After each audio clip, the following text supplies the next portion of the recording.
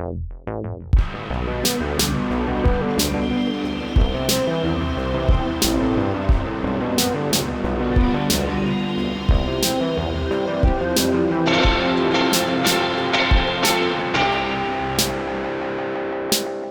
and salutations. Welcome back to Sacred Symbols, a PlayStation podcast. This is episode 88, like the 311 song Days of 88. My name is Colin Moriarty. I'm joined as always by my co-host Chris Sickley, Raygun. Chris, you're not feeling well. Your allergies are acting up. Yeah. As it were. It's real cool. Yeah. It's my favorite thing. I walked great. outside. I was totally fine for ages because I spend so much of my life secluded and not doing anything. But then yesterday, a bunch of people came over and then we went outside to smoke a little bit. And I noticed, there's pollen on the cars. I haven't seen that in a long time. And then I was just dead by the end of the night. I see. I forgot what allergies felt like. You shouldn't have been. It's God season pays. You shouldn't have been smoking the devil's reefer. Yeah, it's true. The devil's reefer. Goddamn. Yeah, it's like, I don't know what's going on in California. I guess it's palm pollen, right? That's like a big culprit out there, I think. And some other chicanery that's going on in nature. Yeah. That's why you don't go outside. It's just hell. Yeah, you just don't go outside. I don't go outside either. It's better that way. That way I don't get the coronavirus. I don't accidentally get AIDS or whatever you might get by going outside. For everyone out there, this is Sacred Symbols, a PlayStation podcast, our weekly PlayStation podcast. You can get it 3 days early. I was about to say week, but that's not true. 3 days early, ad-free on patreon.com/ColinsLastStand. We appreciate your support. February 2020 was another record-setting month on Patreon, so we're very grateful for your support there, whether you can support us just at the $1 level or anything higher a month. And of course, the $1 level gets you the exclusive Patreon-only weekly podcast, Sacred Symbols Plus. It's about 25 cents a week to get access to it. So I would say that's like, a cup of coffee or something. It's really nothing. I mean, that's nothing. Yeah. Literally no money.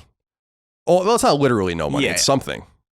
But it's figuratively no money for you to come join us over there on Patreon. Of course, you can go higher up. The $5 a month tier is our most popular tier. That gives you early ad-free access, Sacred Symbols Plus, the ability to submit your questions, comments, concerns, thoughts, and ideas, etc. to our show. As I warned you guys last week, our merch store is going and has gone offline temporarily as we figure out what to do next. We kind of got last-minute word that was happening from our reps.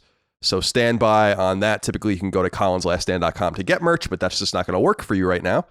And Sacred Symbols Plus, last week's episode was mailbag. We go into the mailbag every once in a while. This week, I'm going to do a standalone episode all about the economics of games, game pricing, hardware pricing, historical pricing, inflation, all of that. I think it'll be fun. Chris, people wanted me to do, or us to do, an episode about Xbox Series X. Right. Because they made all those announcements about the flops and whatever, but I just don't feel like there's really that much to say about it. Do you agree, or do you have anything to say? I mean, it just doesn't seem like they actually said a great deal. Yeah. I'm waiting for them to do like more of a media tour before we get into it. Yeah, for sure. I think there's a lot to say, but not an hour's worth of anything to say. I think you could pretty much clear up everything that's in that write-up in about 20 minutes, which is just not really all that worth a standalone episode.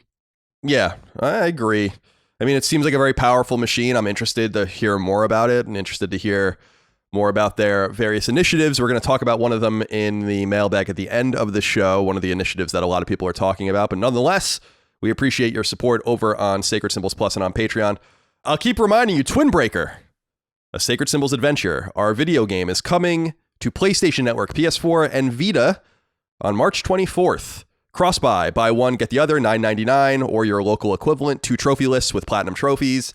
The trophy list is now available on Patreon, so I went and posted that. It's free for everybody. You can just go Google it or go on Twitter where I linked out to it.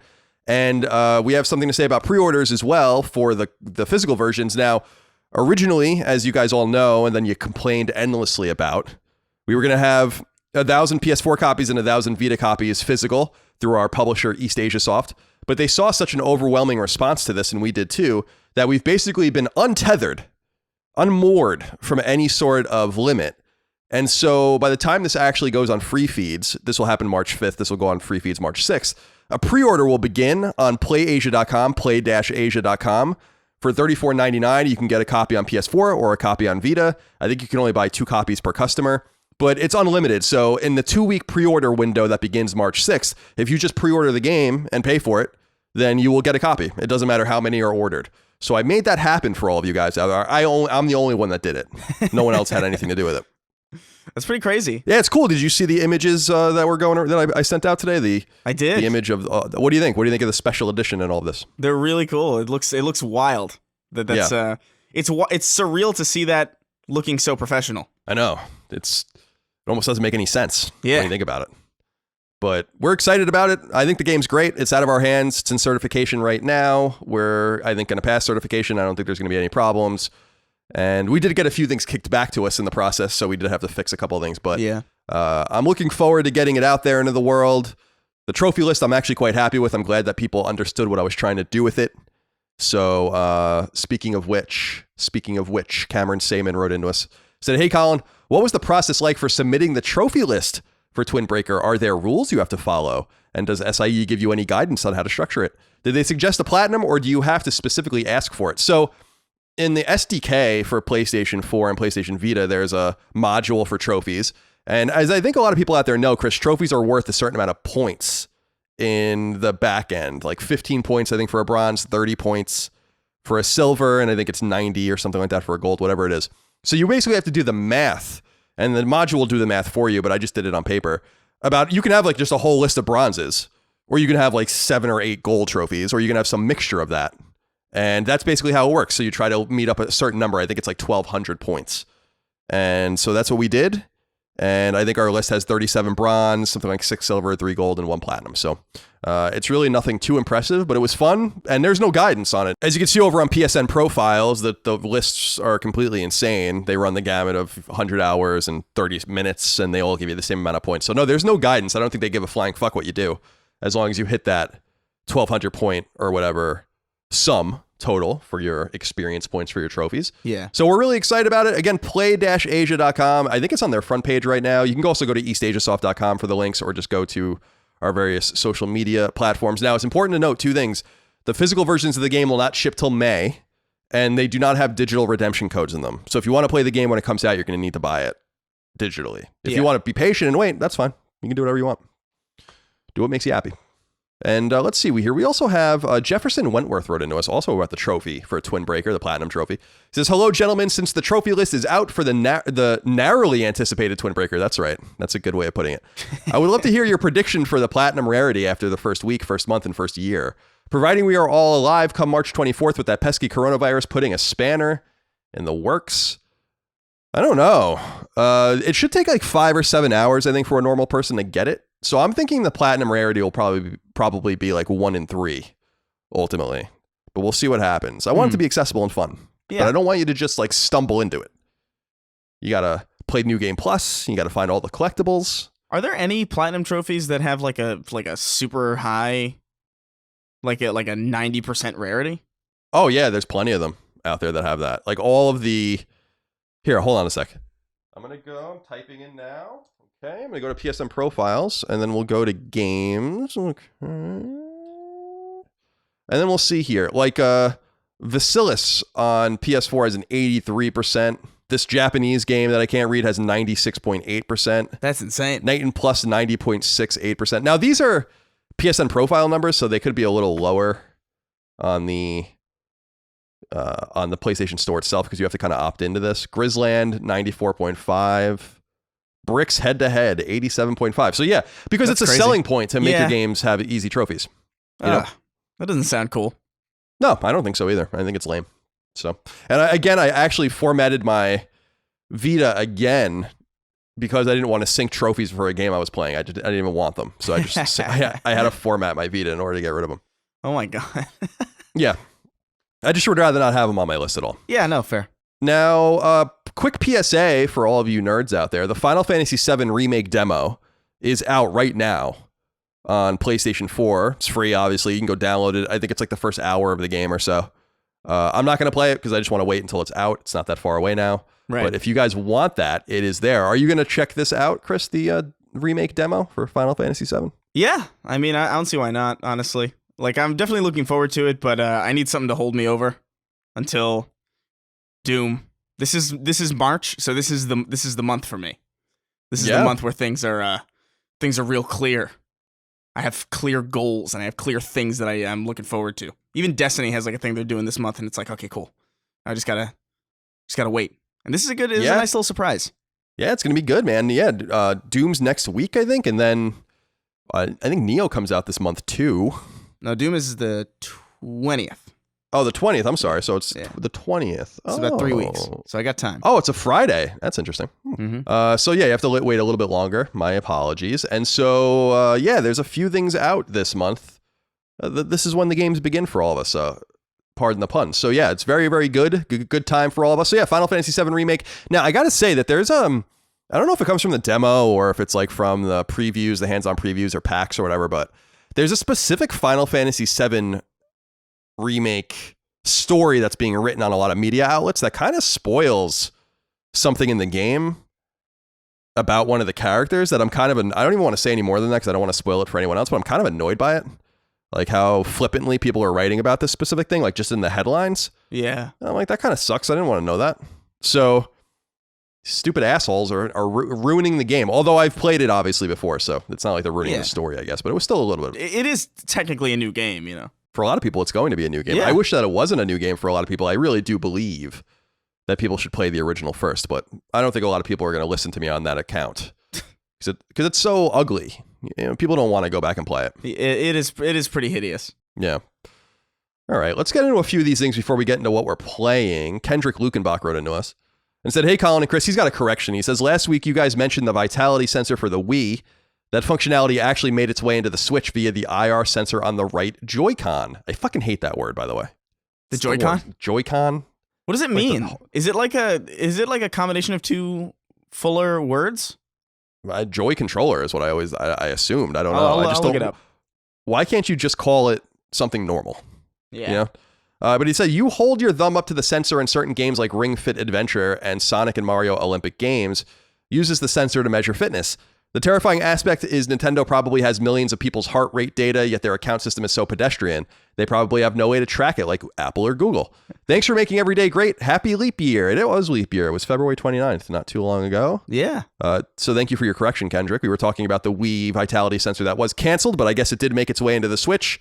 This Ring Fit Adventure game, I don't even really know what it is, but I hear it's pretty popular. Not really sure what it is, though. I remember seeing like small, quick videos on Twitter about it. Like people just like looking like damn fools holding this weird belt with Joy-Cons strapped in it. The Twitch has ruined everything because people like looking like fools now just to get viewers. And I think the TikTok is the same way that the children are using out there. Can't take it. Yeah. Bobby. Did you look up what you were looking up? You were looking up something, weren't you? Yeah, Joy-Con? but then I was trying to find the meaning of Joy-Con, and then I clicked on an article, and then it immediately said that I had to subscribe to the website to read what the definition was. So I was like, fuck. No. Yeah, it's not important. It really isn't.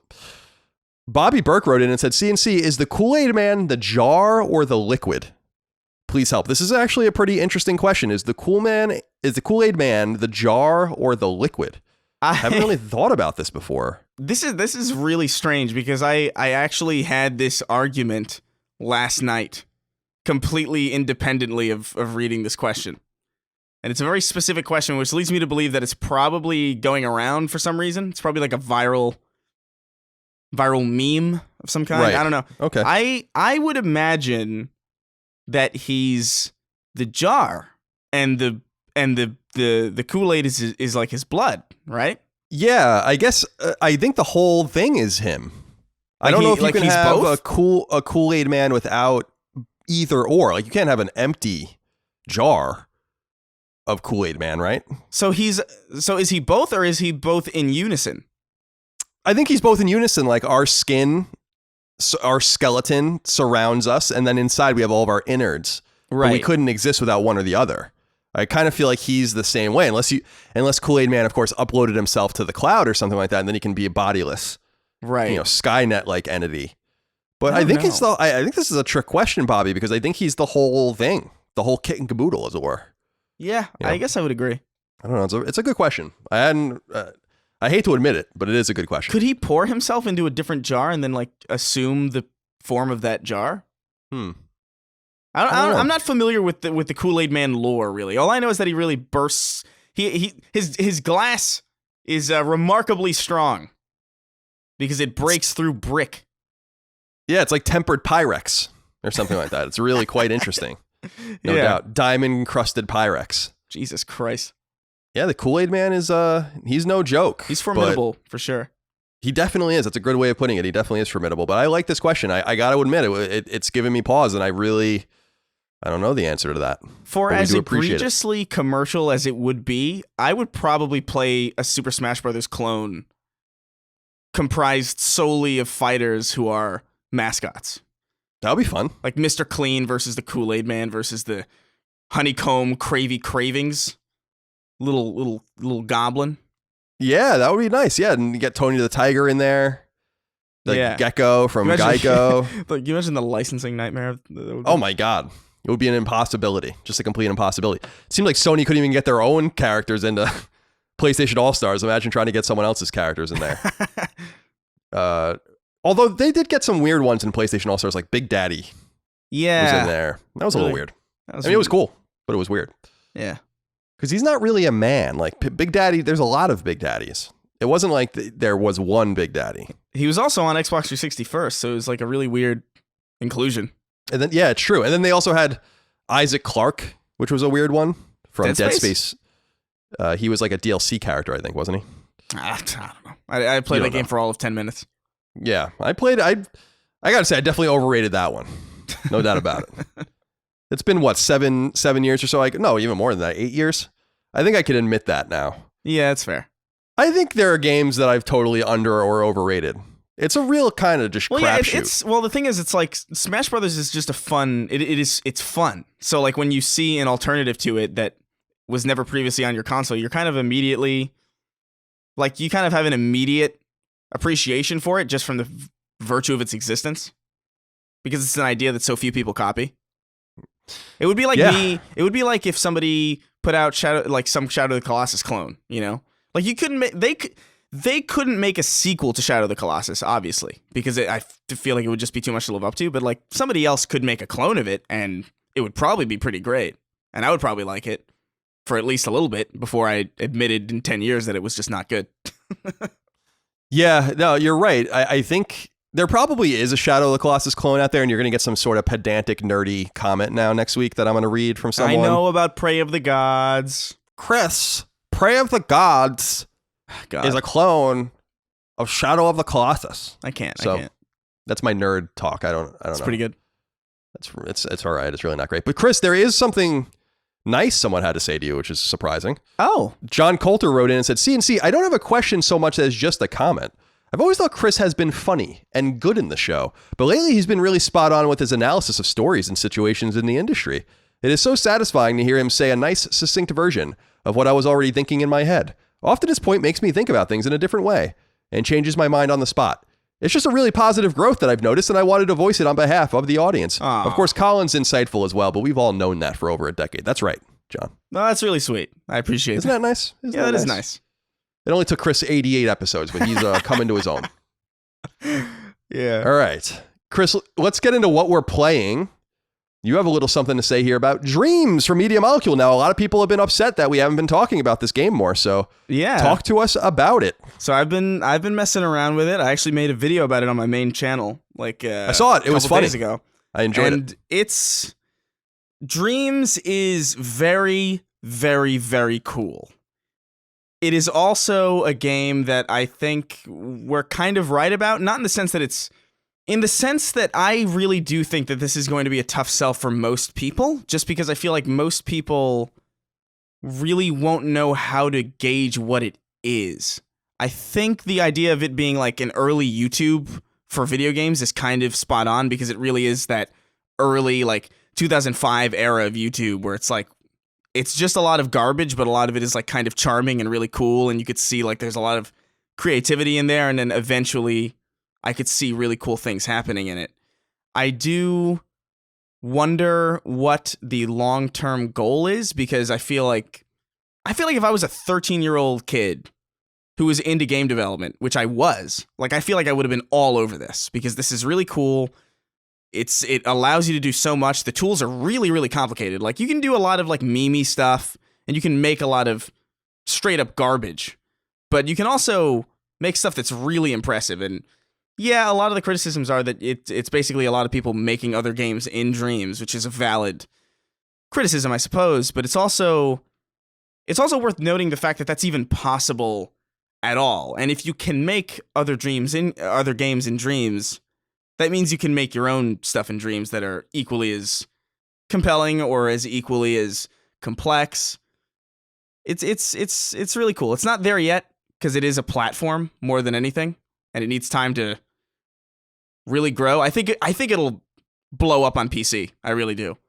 But I don't know, man. It is cool. It is really special. I applaud Media Molecule for doing this, even though I do kind of wish we just had a game. It is still really, really cool that they managed to do this. Yeah, I mean, I think I've been personally misquoted about this a little bit because a lot of people have been saying to me on social media and whatever, on Patreon, oh, like you said it was going to be bad and stuff. I'm like, I never said that. I never said Dreams was going to be bad. I said the exact opposite. I said that it was probably going to be good or great. But like Chris is saying, I think that it's, at least right now, it's got a really limited reach, and it's being flooded by... It's not only bad stuff. Like, I don't care if people put their bad games on Mario Maker. It has nothing to do with that. It's just, or bad stages or whatever. It's just, I don't think it's a compelling selling point to be like, I made Halo in Dreams. I made Doom in Dreams. I made, Minecraft in Dreams. Like, this is stupid. Like, we already have fucking Minecraft and Doom and shit like that. Like, we don't need you to make it again. For sure. I could see it getting a lot of people into game dev. Like, for sure. And that might be the biggest positive thing that comes out of this project, is that I definitely know that if I was like a kid when this game came out, I would have been all over it, because I've always wanted to make games, and I've like, I fucked around with engines, but I'm too stupid to really make a game in Unreal. I don't know how to, I don't know what the first step is. But, with this thing, it is a little intuitive. I'm having a rough time with it just because, honestly, I just have a hang up with Media Molecule's UI in general. Like, I couldn't really get a hang of the UI in Little Big Planet either, with all the stickers and the floating bubbles, and it's like, all right, just give me a menu. But it is shockingly intuitive. It's pretty cool. There's a lot of freedom, and I think it is a special thing, and it is super awesome that it's just this weird creative thing that's just on PlayStation. Is it going to pay off? That's really up in the air. I'm not really so sure, but the one positive thing that I can say about it is that it's definitely going to get people into this industry in a way that probably most games won't. I think Media Molecule has already hired people from it, as I think I've been seeing circulating, which is great. And I think that the actual big thing that they should do, and I think that it's probably in the cards, and I think Media Molecule has talked a little bit about this too, is they got to make it so that if there's a good game on there, like a really good, unique game, they got to get it on the PSN and allow people to sell it and enter certification and get it QA'd and all of that. That way, there's like some sort of carrot at the end of the stick to have people go in and like really spend time with it, as opposed to manipulating it to get trophies, which is a thing that's happening on it, or whatever the case might be. Yeah. Did you notice when you were playing the concurrent player count? Because that's something that I've been trying to... I know that it says it on the bottom, on the start screen, and I think launch week, it was, or launch weekend or something, it was like really bad. It was like 5,000 or something. I'm like, oh no, that's not going to cut it. I didn't notice exactly what the player count was. I didn't see it. Maybe it's in the video on the capture that I just didn't. Yeah, I'll go check that out. I'll go keep a closer eye. Yeah, because that's a good way, or maybe they removed it, because that's also a really good way to chronicle its slow death, if that's what's going to happen. So yeah, I like that they're doing that, because it encourages people to know like others are signed in and doing stuff too. It keeps you kind of engaged. But I do think that you're right about there being a market for this on PC, and I think it's pretty obvious if you read between the lines in some of the media that the Media Molecule has been doing around the game, that they're going to port it there. And I think one of the guys said something like, I can only say so much or they're going to, kill me, basically, was his like funny little quote. But it's going to obviously be on PS5, and I think you're right. It'll find a way on PC, but I think let's go back a little bit to like RPG Maker and Fighter Maker and all those old PS1 and PS2 era Dash Maker games that were on PC, but they were really started on PS1 and PS2. Yeah. You needed like a Dex drive or a Gex drive, they were called, I think, to share those games. So you would like put it on this like proprietary thing and then put it on GameFAQs and hope to God someone found your role-playing game or whatever that you spent all this time making. And now they just need to be better about export tools to allow people to just have their stuff available. And I think it goes against the grain a little bit with what I say about the network being flooded with games, which it is. But if you can get something good or great on there, then it's going to be better than half the shit that's released on PSN every week anyway. So yeah, there's no real reason to not allow people to do that. And I would be really excited to see that. And that would make me believe in the viability of Dreams, because I believe that Dreams is good or great. I believe that people enjoy it. I believe cool things are being made on it. I do not understand what the point of it is. Yeah. And that will give it actual purpose for me. Yeah, no, that makes perfect sense. And by the way, Chris, I said it earlier when Chris was talking, so I didn't mean to interrupt him, but his video on Dreams is really funny. I was laughing watching you watch some of these games, the Dragon Ball Z one and the Family Guy one, of him walk. It was pretty. There was pretty funny ones. There's a lot of brilliant shit on there. I still haven't played the one that Media Molecule made, like the one that they launched the game with. I think it's like Art's Dream, which is supposedly really good.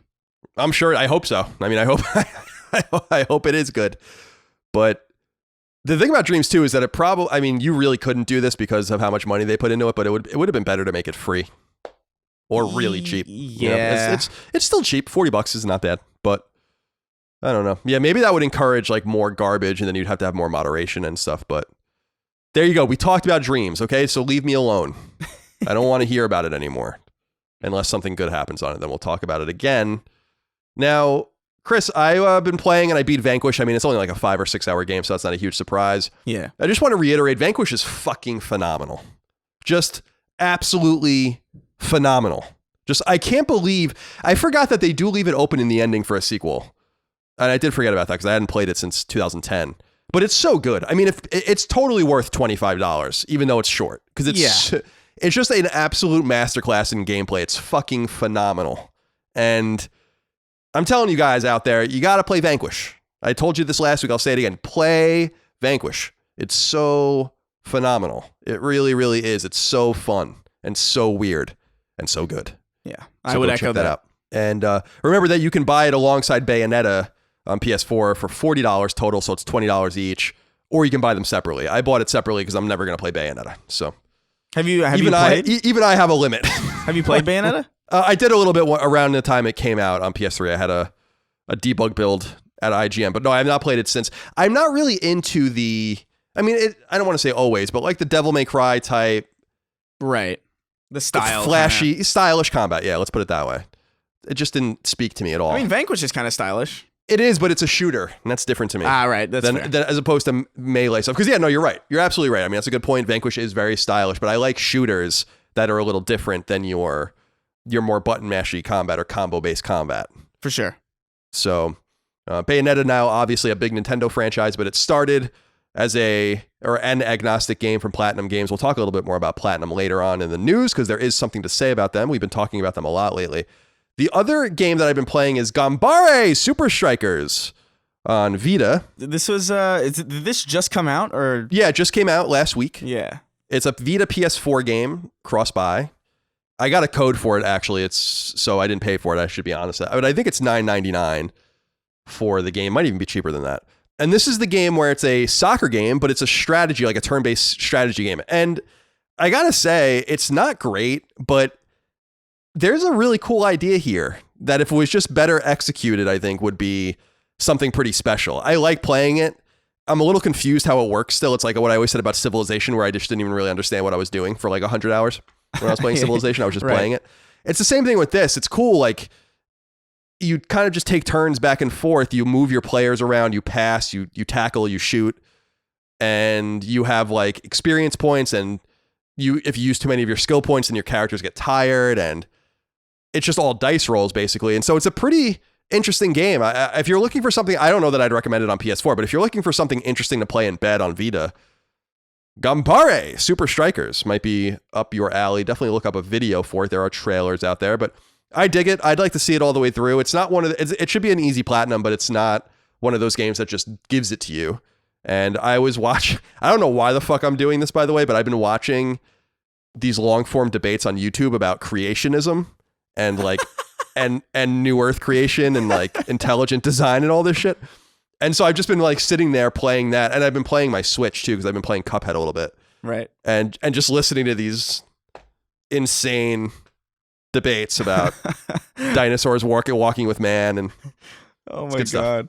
There's always something weird going on in my bedroom. I'll tell you right now. That's just awesome. One way or the other. Brendan Scott wrote into us and said, "Hey, Colin and Chris, in light of hearing Colin putting 97 hours into Dragon Quest XI, I have decided to go for the Platinum. This is, however, my first Dragon Quest game. Colin, can you give me any advice for getting this Platinum? Or is this just one that I should maybe think twice about getting? Thanks for being the best part of the week." I don't know, Brendan. I mean, if you're not in the traditional turn-based role-playing games, I would just go run away from this game. Not because it's bad, but because it's just not worth your time at all. If you're in, I mean, if this is your first Dragon Quest game, you want to go back and play one of the older, shorter Dragon Quest games and see if you like those. Go like Dragon Quest 4, Dragon Quest 5, Dragon Quest 6 are all on DS. You can play those. Just as an example, 7 and 8 and 9 are pretty much just as long on PS1, PS2, and DS. But I don't know, man. I mean, if you're into that sort of thing, have at it. But I don't recommend it just because I don't think it's time well spent. I think you can spend your time in a better way, even within the genre. But it's a good, I thought it was a cute game. It was fun. But I don't know. Do you want to have your, I mean, I play games for a living and this dominated my life for a month. So I'm trying to put that into context for you. Yeah. More like 5 weeks, really. It's too much. It's too demanding of your time. Yeah, I agree. There's just too many other games. I mean, Chris, that was what was so good about playing Vanquish was when it was over, I'm like, holy shit, the game's over. I was almost disappointed. I mean, that's a better feeling when the game is like, you're like, oh, I could have used a little bit more Vanquish. And I played it on hard and I played it did a no death run, which is easy. You just manipulate it a little bit. And there are challenges and stuff that you can do in the game as well. But it was nice to have after Dragon Quest XI to have like a game that you couldn't even take 10 hours with Vanquish if you tried to take 10 hours with Vanquish. So just something to keep in mind out there for all you dorks and nerds, etc. Chris, let's get into the news. Yes. And we were just talking about PlatinumGames, so we'll begin there. Number one, there has been a lot of talk about famed Japanese developer PlatinumGames as of late. What with its intent on going out alone without a publisher moving forward, having been seeded with investment money from China to do just that. Now we have more information about the future of Platinum, including the reveal of its all-new game, the first it will publish on its own. It's called Project GG, and while it's unclear exactly what the game is, it appears to be an action game about some sort of alien or a monster invasion. It's being directed by Hideki Kamiya and produced by Atsushi Inaba, and its release date and target platforms are unknown, though it's safe to assume it'll find its way to PlayStation. Kamiya, of course, was the director of Resident Evil 2, Devil May Cry, Beautiful Joe, and Okami at Capcom. I wrote Konami here, but that's not true. Before directing and/or supervising The Wonderful 101, Bayonetta 2, and Astral Chain at Platinum. Inaba was the producer of the old Samurai Showdown fighting series at SNK, before working on the Resident Evil, Devil May Cry, Phoenix Wright, Hold It! Beautiful Joe, and Okami series at Capcom in various production roles. At Platinum, he produced Mad World, Vanquish, Anarchy Reigns, Metal Gear Solid Revengeance, The Wonderful 101, Bayonetta 2, Star Fox Zero, and Star Fox Guard. Word of Project GG comes on the back of more information from Platinum about its self-publishing and expansion, which includes operating a studio in Tokyo. The studio's headquarters has been and remains in Osaka, Japan. So lots of expansion, lots of new games. Did you see the trailer for this particular game? No, I didn't see the trailer for this one. It looks pretty cool. I recommend people go check it out. It's on their website. I'm sure it's on YouTube too. Oh, yeah. It's I don't know exactly what to make of it. It's supposed to be the third game, and I think what they're calling like the Kamiya like superhero whatever trilogy. I think it starts with like the Wonderful 101 and whatever. I don't know if they're like super interconnected, but it's the same theme perhaps. Right. And people that are more intimately knowledgeable with Japanese media than I am are pointing out the specific references that this trailer makes that kind of identifies it. Like a lot of people are calling it like Pacific Rim almost. Oh, cool. But I guess there's an Eastern analog of that makes a little bit more sense within the context of the game. So it's called Project GG. I don't know. I doubt that that's what the final game will be called, but it'll probably be something GG will be the... I mean, Platinum just makes good shit, generally speaking. Yeah, I think so. I think that they were in a little bit of a lull because they were doing some of those weird... they were doing some of the weird like licensed IP, and then the Star Fox games were not very good. Star Fox Zero was bad. I mean, I played it. I was like, this is. Now I'm not a huge Star Fox fan. But hold on a second. I'm just looking at Platinum's. I want to just. Make sure Astral I'm getting Chain. this right. Astral Chain came out recently, and that was like a pretty big. That sold pretty well for what it was, especially. Yeah, another Switch game. I think co-published maybe by Nintendo, so that's going to stay there. I'm looking at Mad World. We all know that was their first game, but they had a really long relationship with Sega because they did that game Infinite Space on DS, and then they did Bayonetta and Vanquish and Anarchy Reigns. Anarchy Reigns was awesome. It was called Max Anarchy in Japan. That was actually a game I imported because I wanted to play it so bad. And then Metal Gear Revengeance they did with Konami, and then they were with Nintendo, so they started doing the Wonderful 101, which comes out, by the way, in May on PS4. Then they did Bayonetta 2 as well on Wii U. And then they did that run of weird games. So they did The Legend of Korra and Transformers Devastation. Oh, yeah. That was weird. Those were games with Activision, and people didn't really like those games very much. I think Transformers was like okay. And then they did Star Fox Zero and Star Fox Guard, which people didn't like. Then they did Mutants in Manhattan, the TMNT game with Activision again, which I think people also didn't really like. Then they did Nier Automata, Astral Chain. Then they got Bayonetta 3, Grand Blue Fantasy, all that stuff in the works. They did cancel Scalebound, which I think will come back at some point. Mm-hmm. And so we'll see what happens. Oh, and Babylon's Fall, of course, which is a Square Enix published game. So they're doing all sorts of things, but it looks like they're trying to get away from working with others using their 10-cent Chinese money. And so we wish them the very best. So yeah, they definitely had a peak in a valley and then another peak. So hopefully they're now on the upward trend. Still a little confused why they had to kickstart the Wonderful 101.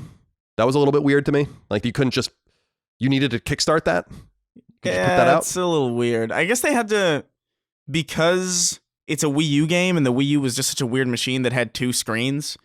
I guess they had to go in and sort of put development time into it. And with the Wonderful 101, obviously it's sold on the Wii U, so like it couldn't have sold that much. So like my guess is like they were probably just using it to gauge like interest in not in like a Shenmue way. It didn't feel quite as weird as that, right? To me, but yeah, it was definitely kind of a weird mood. I feel like they could have just announced that they were porting it, and there's no doubt that they needed to do work on it. Yeah, but yeah, that was my point. Is like you could have just probably funded this yourself, don't you think? But nonetheless, it did really well. I think the Kickstarter might still. That really shocked the hell out of me because I really just didn't expect that game to. I don't even remember it. Oh, I remember it. I really don't. 29,000 people supported the Wonderful 101. 3 days to go. $1.9 million raised. So not too shabby. Yeah, I remember just because it's super weird. It's a super weird Kamiya game. It looks like Beautiful Joe in a lot of ways, which I loved. So yeah, I think the Wii U in general just sort of fades from my memory the longer I go without seeing it. I mean, it was trash. Yeah. Don't get me wrong. I mean, I would not say that about. I wouldn't say that about very many pieces of hardware. Like that, it's absolute abject. Yeah, it's like the trash. Virtual Boy, and yeah, exactly. The Wii U. But I've said it, I think, in the past that I remember being in KB Toys in like the mid '90s when you were but a wee lad, and seeing like a pyramid like of Virtual Boys being sold for like $20 a piece. And I also remember this for Atari Jaguar. And you just kind of wish that you, as a kid, had like any foresight to be like, I'm going to buy every one of these. I'm going to take literally every boxed Atari Jaguar in this place for $20 a piece and just sit on them forever. And then some nerds will come and buy them later on so they can play Doom on, or whatever fucking random games they released on the Jaguar. So I wish I had a Virtual Boy because it's so weird. I don't know if you ever played one, but it's really weird.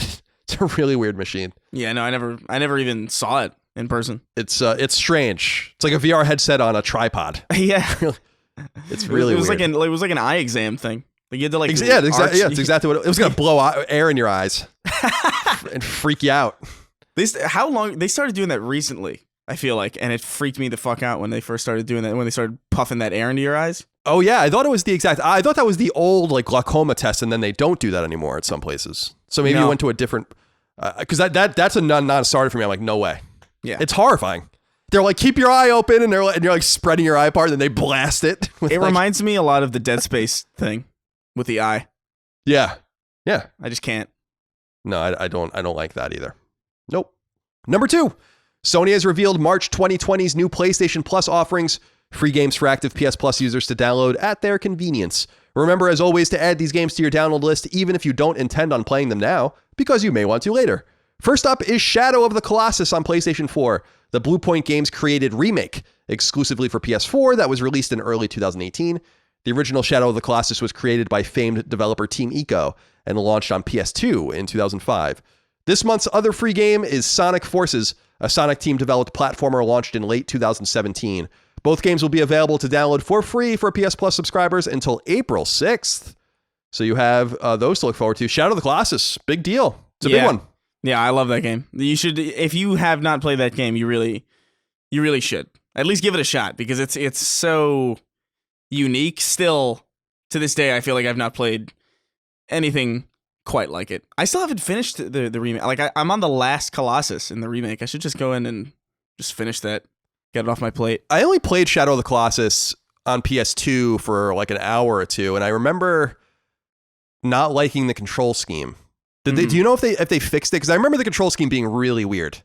Even by that era's standard, it was weird. It was definitely weird. It was they definitely have different options now. I think you can make it play more traditionally, because I think triangle is jump, and I think circle is I think X is like guard or so. I don't really know. It did have a weird control scheme, but I remember for whatever reason when I played it, it made sense. And here's how I know like that game is good, because that's a PS2 game that I played in 2013 and I fucking still loved it.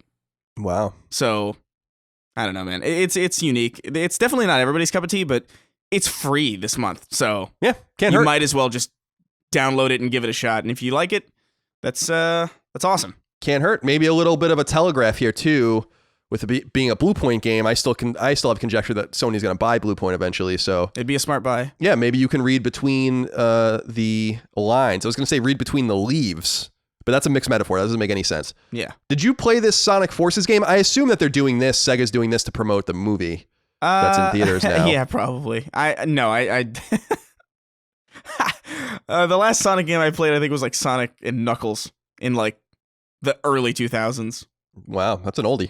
It's an oldie but a goodie. Oh no, that's not true. That's not true. I played Sonic 06, the classic, the classic bad one, the worst one. Right. That's the one with the song, right?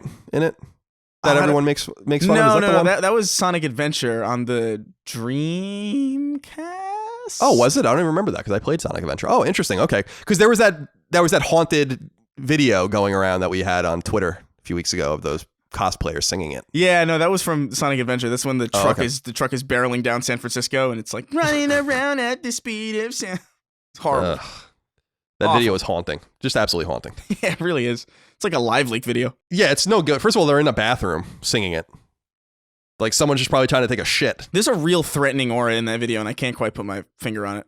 You're absolutely right. Yeah, they're all staring at the camera, walking out of bathroom stalls. I don't like literally anything about that video. There's not a single thing about it that I like. God. But the last Sonic game I played was Sonic Heroes, which was on Xbox, GameCube, and PS2, I think. I don't know which one I played it on. I wrote the strategy guide for it. It was horrible. All right. No surprise there. Number 3. GDC, or Game Developers Conference, has been postponed due to fears of the coronavirus, and a slate of major publishers and developers that have been dropping out of the conference by the day in the lead up to the announcement. While GDC events happen around the world, GDC's primary event is each spring in the Bay Area of Northern California and was first founded way back in 1988. In a statement on the official GDC website, a statement reads in part, quote, "After close consultation with our partners in the game development industry and community around the world, we've made the difficult decision to postpone the Game Developers Conference this March, having spent the past year preparing for the show with our advisory boards, speakers, exhibitors, and event partners. We're genuinely upset and disappointed not to be able to host you all at this time," end quote. Word is the event will now take place this summer, though GDC hasn't made any official announcement as of yet. They are offering refunds for people with passes, waiving of fees on hotel rooms booked through them, and other things that will help alleviate the blow, which is really nice because I don't think they have to do any of that. Yeah. GDC is an important annual convention of developers where knowledge is shared, connections are made, and more. And its postponement comes on the back of word that the trade show E3, set to occur in June in LA as always, is continuing planning unabated, in the face of coronavirus, though it's unclear if it will change depending on the situation on the ground as we get closer to the date. Bug Butter wrote in, said coronavirus is here. Multiple gaming industry related events are shut down one after another. How long till we grow our beards out and start hoarding the tahini and coconut milk? Political fear-mongering or justified caution? Who will win? This is a good question, Chris. First of all, I don't like this bug butter thing. Oh, yeah. That's going on. It's concerning. Stop trying to make me eat bugs. Yeah. Please. You know what? I have a feeling this is all a big conspiracy. I feel like Big Bug is really getting their money in. Definitely. Trying to convince us all to eat bugs. You know what? Do whatever you want, but don't bring that shit to the United States because I can't have bug butter in the supermarket. There's a lot of corrupting influence in this country. It's Big Pharma and Big Bug. Big Bug. Oh, no doubt about it. Two evil entities indeed. Now, Chris, do you think that this is, bug butter here? I can't stand it saying it even, but he says political fear mongering or justified caution. I think it's a little bit of both, actually. And yeah. I don't know exactly how to measure both of these things, but how do you feel about GDC being postponed? How do you feel about E3 maybe going on or not? What are you thinking right now? I feel like that's wild. I feel has a GDC ever been like canceled for a reason like this? No, definitely not for a reason like this. I don't think one's ever been canceled. I can only find specific dates for GDC going back to 2001, so it's unclear what happened to it in the 90s, but at least in the last 20 years, one has never been canceled. Yeah, before. So it is pretty wild and relatively unprecedented that this is happening. I don't know how I feel about it. I selfishly want E3 to continue because it's like one of the things that I look forward to every year, but I don't know, man. If GDC is shutting down, then surely there's got to be some merit to how bad this thing is, because people don't just throw away money like that unless it's for a pretty good reason.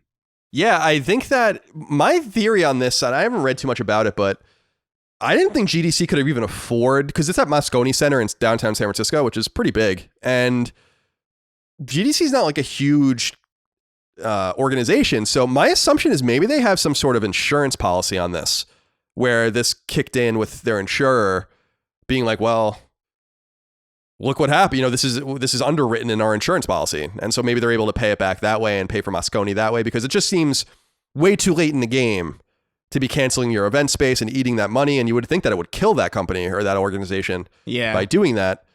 But I do think it's pretty cool. They did say a few things. People at GDC have been really mean to me that work there. So so you definitely know that I'm saying this with all candor. I think it's pretty cool that they're offering these refunds, and they're doing some stuff where some of the scheduled events and conferences and whatever, or, talks, panels are going to be just recorded and put onto their website for free, which is nice, because that's what's really important about GDC. GDC is really actually quite relevant to the development community. It's how publishers and developers meet each other, and people are hired and they're interviewed, and it's a pretty consequential show. I think people have often thought nothing really important happened there for the end user, and that's true.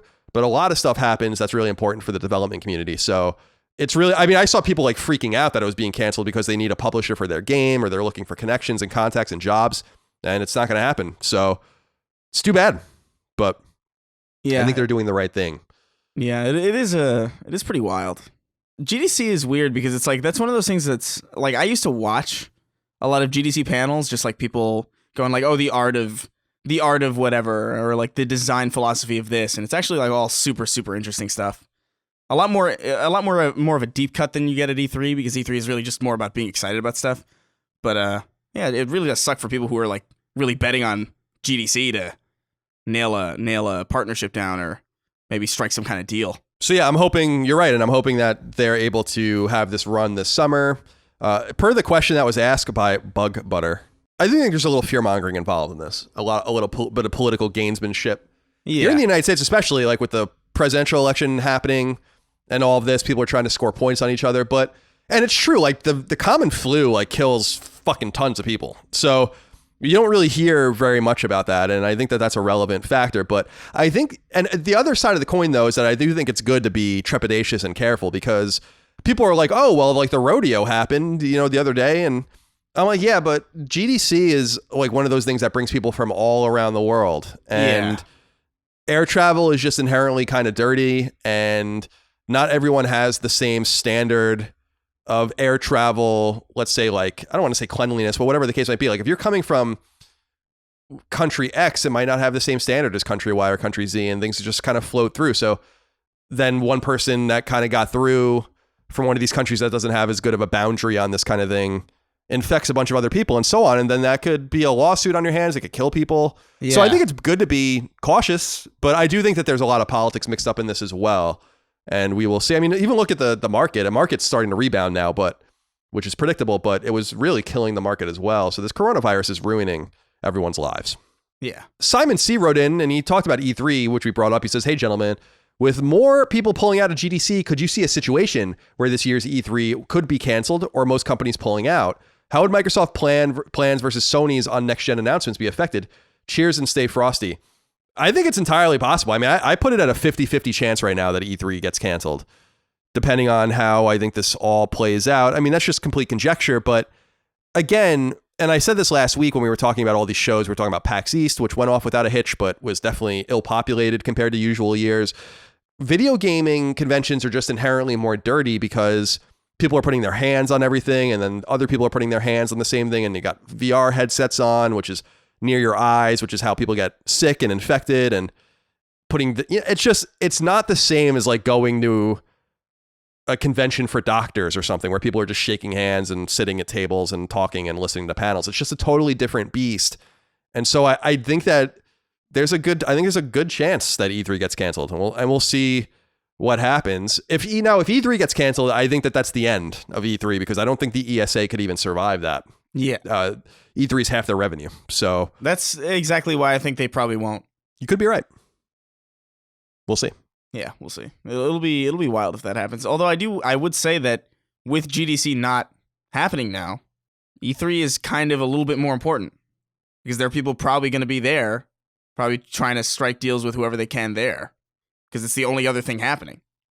Yeah, that's true. The E3's got a different complexion this year, too, where it's much less of a trade show now. So more people are going to have access to it. And a lot of people go to E3 and just stay at the hotels. The Figueroa is the famous one, but some other ones around there that just go there just to meet people that don't even go to the show. They're just there because other people are there. So yeah, the nexus of people will probably reconnect in LA, but I don't know. I mean, I don't know. I don't want to say too much because I'm not a virologist or anything like that, but it seems like maybe coronavirus it's not contained. It's still spreading. People are still getting sick, but maybe we've seen the worst of it, but maybe not. I don't know. We'll find out. Well, who knows?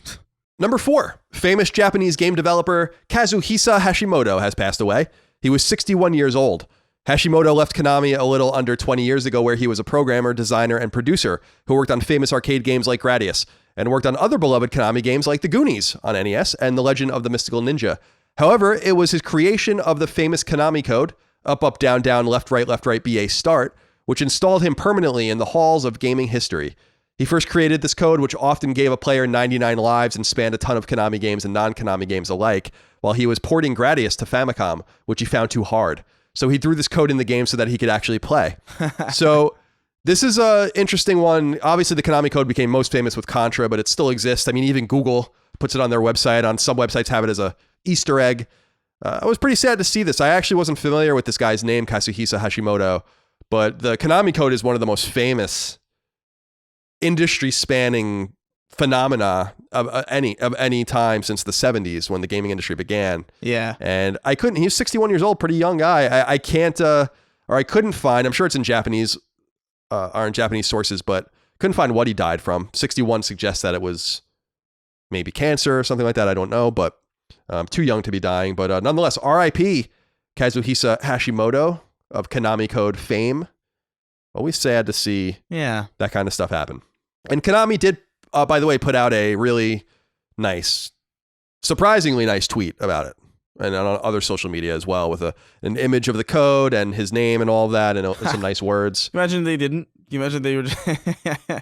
Yeah, I could imagine it. Complete assholes about it. Yeah. By the way, speaking of Konami, did you see the rumors? People think that Kojima is working on a Silent Hill game. I did see that. Yeah. I don't know if I buy it. No, me neither. It does seem intentional that he does things like this, like because it says pyramid on the pencil and whatever the case might be. But they hate each other. I just couldn't imagine a situation where Kojima and Konami are in bed together again. But hey, weirder things have happened. Yeah. But there's no love lost there, man. I mean, the only thing I can think of is that the longtime Kojima executive producer left Kojima recently. And maybe that had something to do with this game if they were going to work with Konami and there was some beef. But I don't think so. Kojima can do whatever he wants. Why would he go work for Konami? Yeah, no, exactly. Number 5, website Segment Next has discovered a Sony filed patent for DualShock 5 that may suggest that the PlayStation 5's controller will be wirelessly charged. The basic gist is that a small clip will affix itself to the DualShock 5 to charge it without having a wire affixed to it, though it's important to note that the clip will then go into a separate charging base that will charge the clip before it's used again. In other words, it seems like a simple way to keep the wire clutter to a minimum.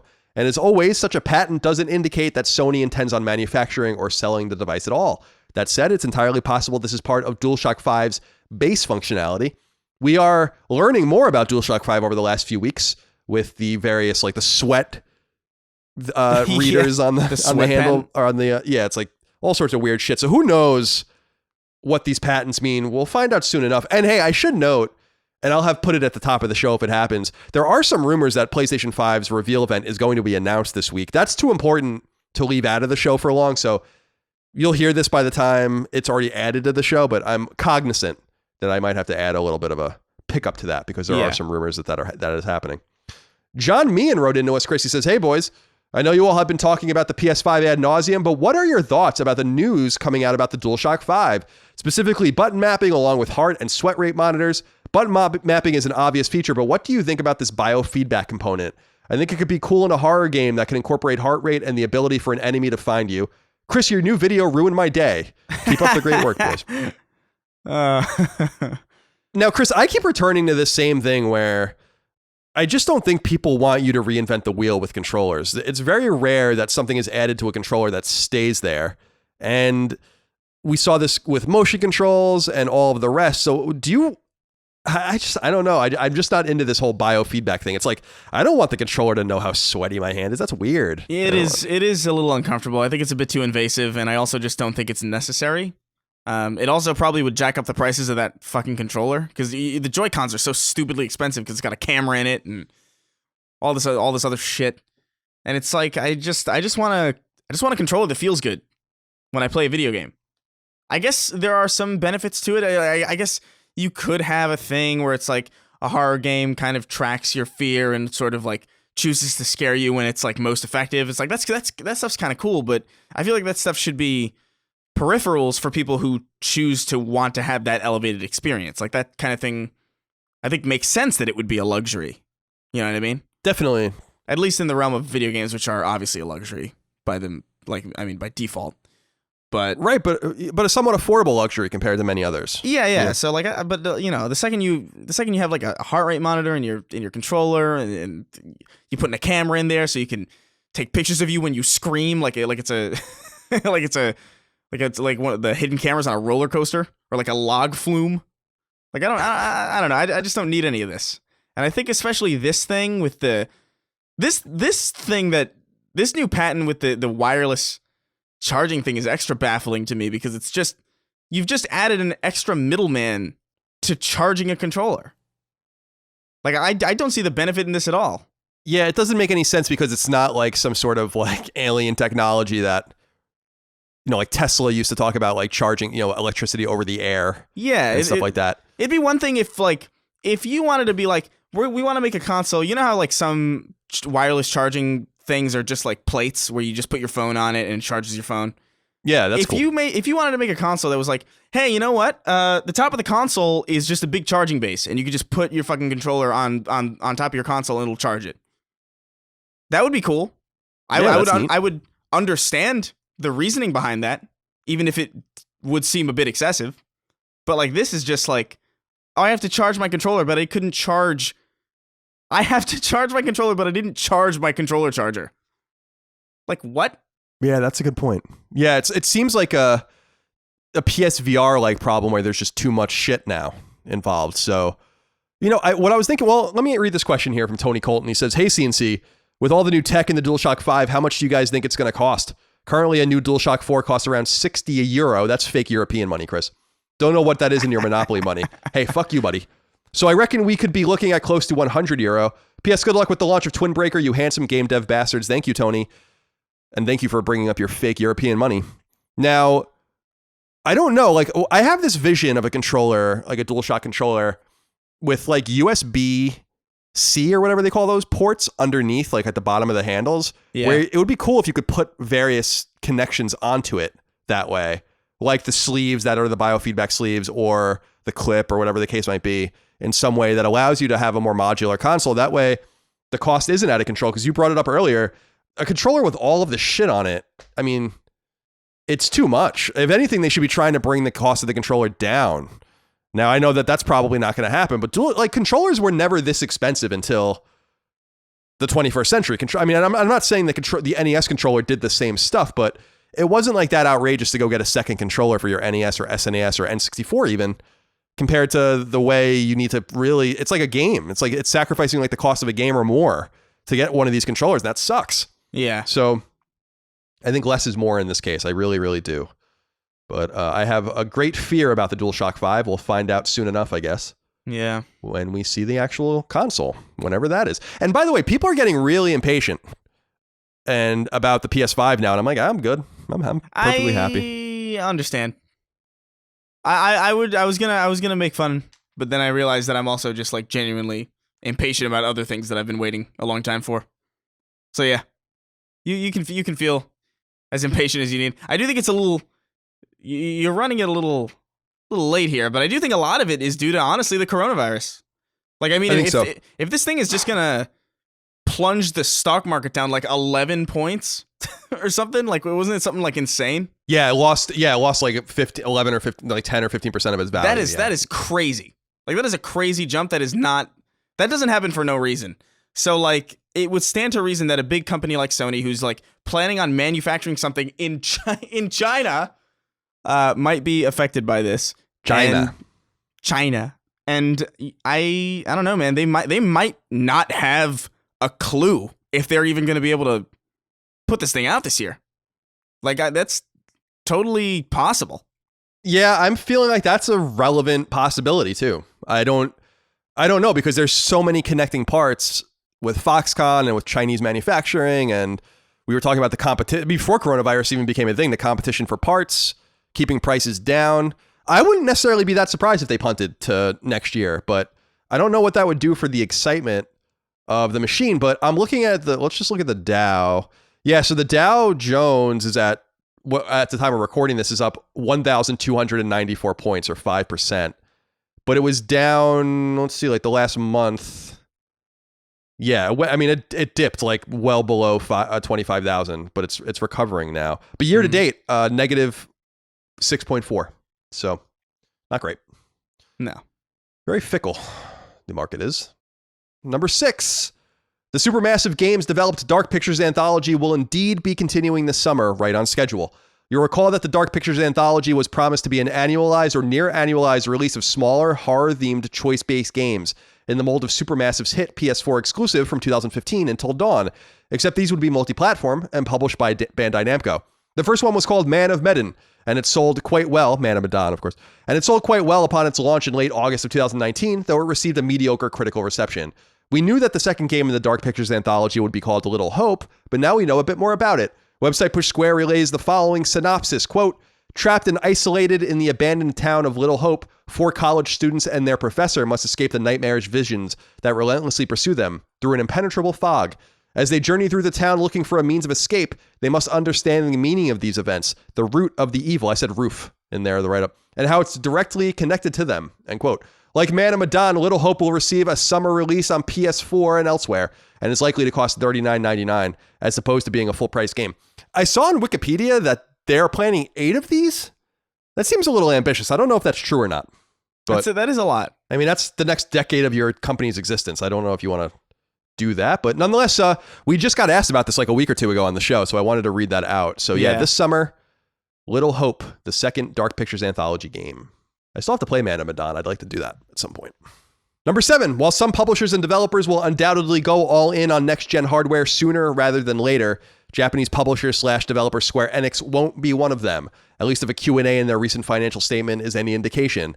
Financial statement Q&As are usually generated from questions asked by actual investors, and in one question, an investor asked about how Square Enix will deal with development of next-gen games, to which they said, quote, "The next generation of consoles will have backwards compatibility, so we plan for the time being to make our new titles available for both current and next-gen consoles.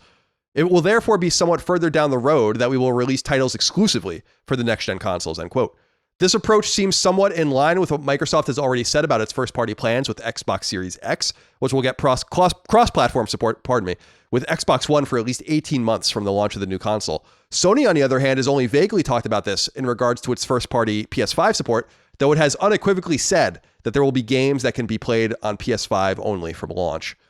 What do you think of this, Chris? I mean, we were just talking about the possible delay of the console, so this actually seems like a pretty clever thing if you're looking at, you don't want to put all your eggs into a basket if you don't even know if the console is going to come out now. Although I don't know if you can even pull back from that. But this seems actually kind of clever to me. What do you think?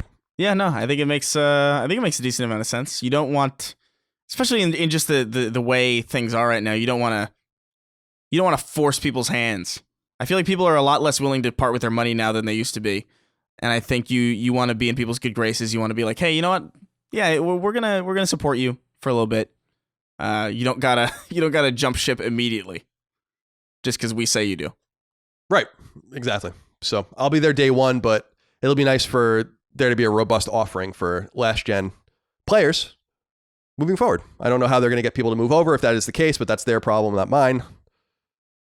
Backwards compatibility causes these problems. It's a good thing, but also a bad thing. So I guess we'll find out more soon. Yeah. Number 8. PS4 is getting a new firmware update in the form of 7.50, and according to website Push Square, invites are currently being sent out for beta. I just said invites to test it out. That doesn't make any sense. However, it's nothing to get too excited about. Firmware 7.50 contains, quote, "no major consumer-facing features," end quote, says Push Square, though that could, of course, change with its final release. It instead focuses on so-called quality of life and performance fixes, some mild stuff in anticipation of PlayStation 5, which will no doubt have a bevy of features PS4 wouldn't or couldn't have. So that's happening. Probably. How nice. I think 8.0 will probably be the last major PS4 firmware. Yeah. But we'll find that out soon enough. I think... I'm sorry, go ahead. No, in case anybody is listening to this who works in any capacity on PSN as far as features go, I don't know why the hell I can't have a headphone plugged into my controller without making all the audio completely erased from my TV. It is frustrating because I tried to stream Destiny with Sweeney the other day, my roommate, and we were trying to get it to work where it's like the capture card won't pick up any audio that's coming through the headphones. I know you know this because we did it's annoying as shit. It's really irritating, and I didn't even realize how frustrating it was, but it's like, dude, man, that is a basic feature that really should exist, and there really is no excuse for it not existing. You have to assume it's like a hardware problem, right? That it's just built into the controller where they just can't fix it with a patch or something like that. I guess it's just such a weird problem because it just doesn't exist with any other platform. I guess the Switch doesn't have headsets, but the Xbox, any Xbox I've ever used doesn't have this problem where you can have it.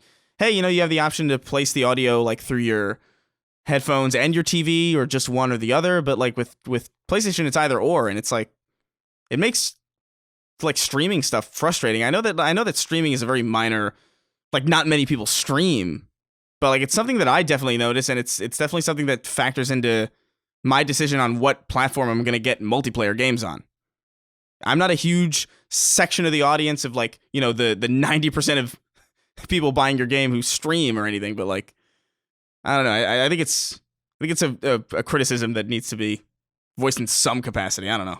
No, I think that it's interesting too, because I think this is one of the separations where many people might not stream games, but you should make it as easy as possible because streaming and streamers are so important to taste making on your console that you obviously want to retain those people and be able to have a viable way for them to play their games because it's just so important to the bottom line, even if there are not that many people by volume. So hopefully they're looking at the right metrics when they look at how to fix those things, not necessarily how many people are streaming, but in the way in which they're able to stream. So yeah, we will see. I'm sure that won't be a problem on PS5, or maybe it will be.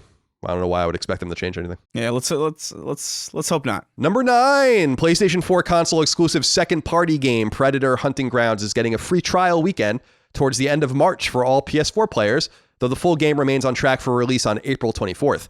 From March 27th through March 29th, PS Plus subscribers can download the trial free of charge and try out the promising asymmetric game for themselves.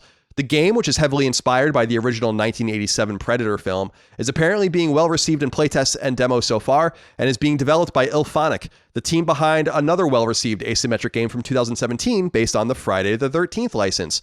The final game is also slated to come to PC. And are you looking forward to this one? I know you like your asymmetric video games. I'm not big on Predator necessarily as an IP, but I'm always down to try some asymmetric multiplayer, especially if, these guys are the ones that are probably the best at it right now.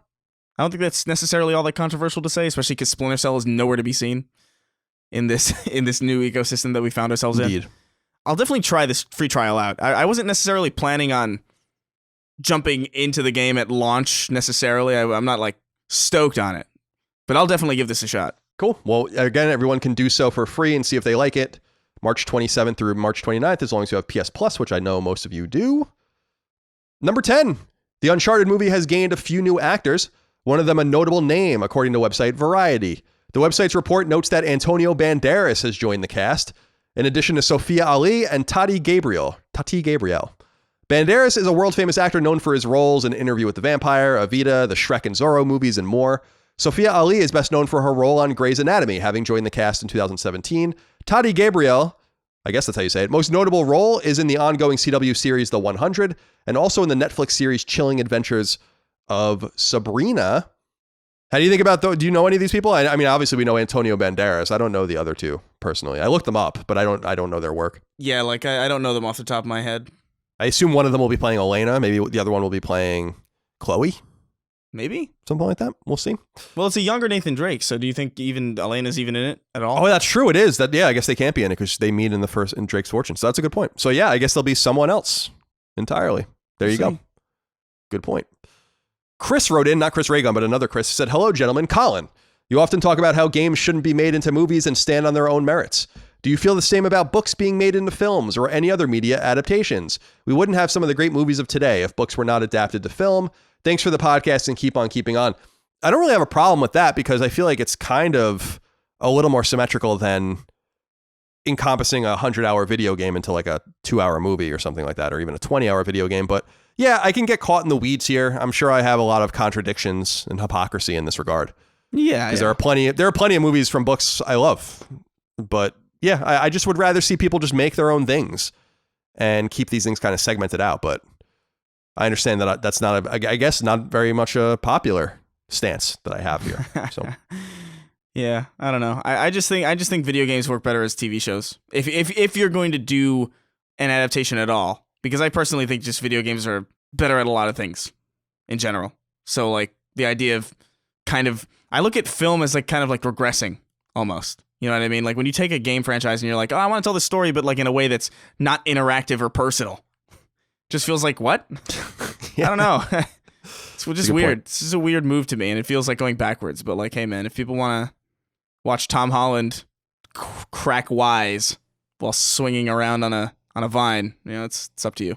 Yeah, I just don't care. I just don't care about it. Can't get into it. What if they have Nolan North voice Tom Holland?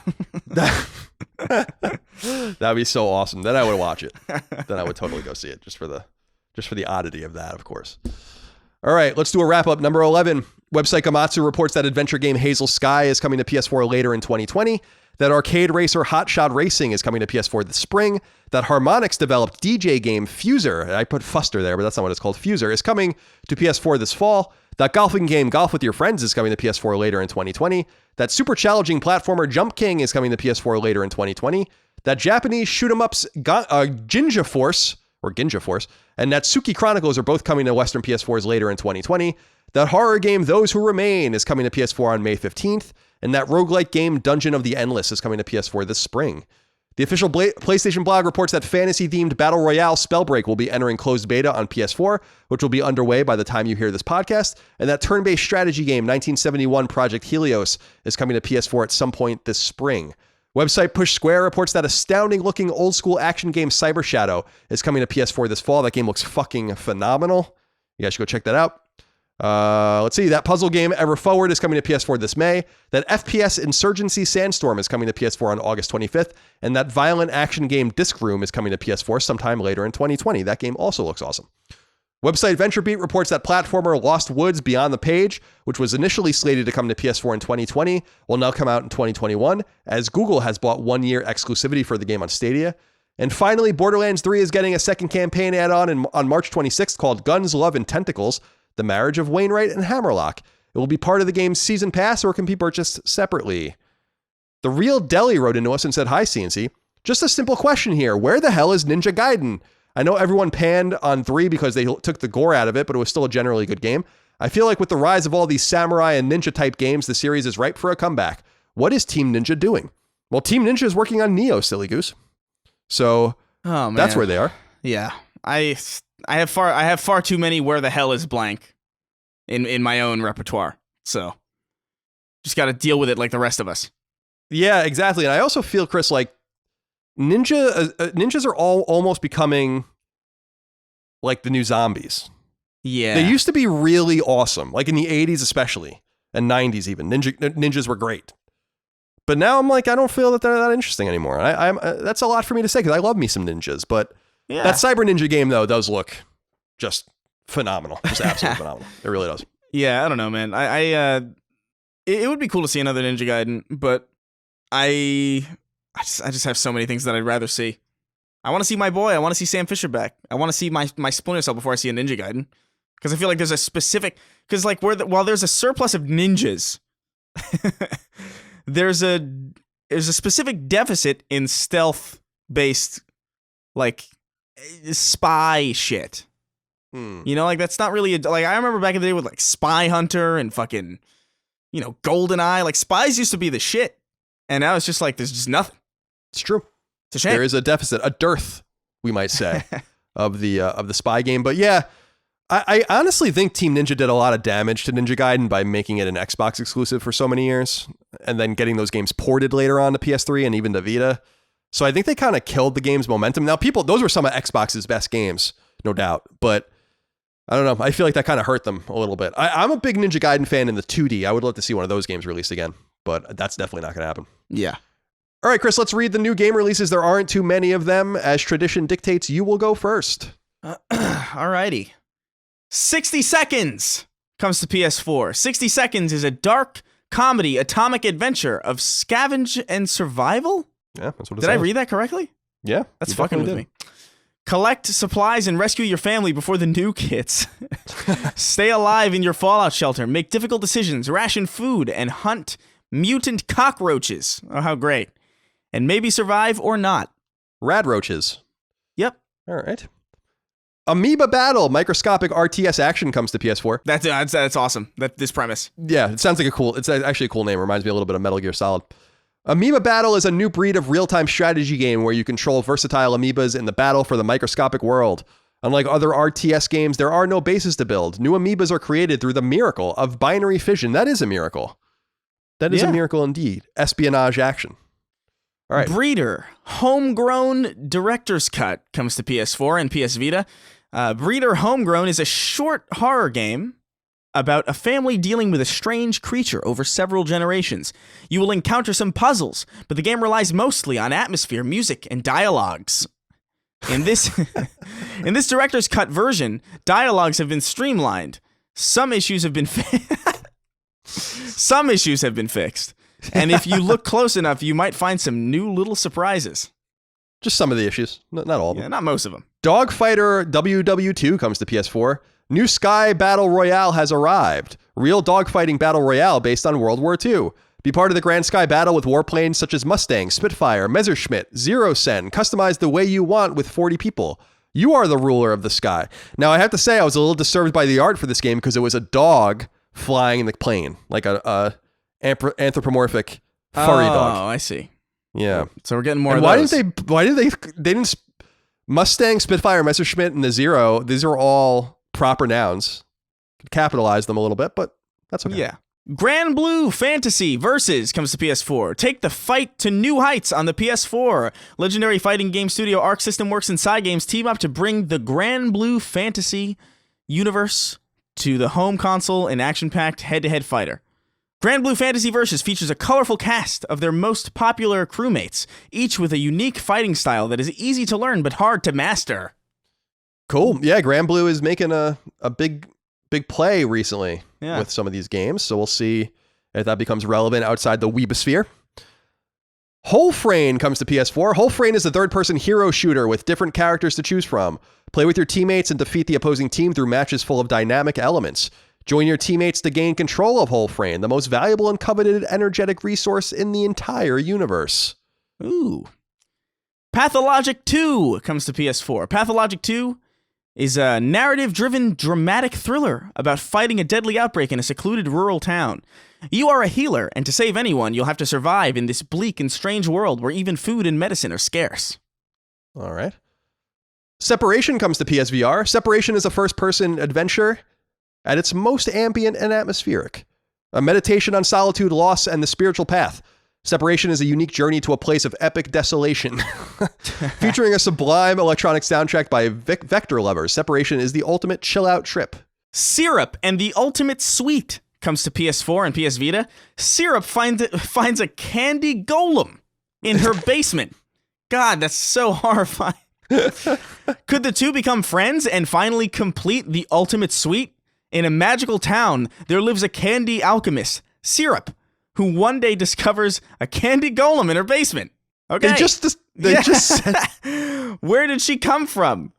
Who could have made her? Go find out. God almighty, it was like they just forgot that they rewrote it. They just rewrote one after the other. I thought I was having a stroke for a second. Nope. You certainly aren't. Under Night in Birth EXE Late comes to PS4. Rule the Night, control a deeper, darker fighting experience than ever before. Battle with 21 unique characters, including the all-new Landraika, with his original moves, story, stage, and music. Master devastating new combos and dazzling special attacks in online arcade story and training modes. Wow, 2 fighting games in the same week. Nothing too interesting in there. Pretty short week. Good time to get caught up with your backlog, perhaps. I was yawning when you said It's fine. It's very tiresome. Yeah. All right, Chris, tradition dictates we end every episode of Sacred Symbols with 6 questions, comments, concerns, thoughts, and ideas from the Patreon audience. Remember, support us on Patreon, patreon.com/Colin's Last Stand for early ad-free access to Sacred Symbols Plus, and of course, the ability to submit these questions, just like Gustavo Ochoa did. It says, hey, CNC, can play focus testing games both cripple and benefit working titles? We all know of the EA Fuse incident, and there are now rumors going around that Call of Duty's upcoming Battle Royale is undergoing significant changes after a negative playtest with influencers. Why can't devs stick to their guns? Do these changes from playtests not jeopardize the identity and DNA of the title itself? Looking forward to your responses. This is a good question. I don't really know the answer to it. Have you been reading at all about this upcoming Battle Royale? I didn't actually see this. Yeah, I have. I missed this too. I don't know, man. Like, this is one of those things where it's like, I do think focus testing completely fucks things up. But play testing is super necessary. Like, that's like literally how you make sure your game functions. So I don't think it's necessarily right to loop those two into the same thing. They're not really equivalent. Focus testing is about appeal and, you know, what demographic would like this? And like, does your average Joe the plumber want to play this? Like, it's I don't know. It just feels like they're two different things.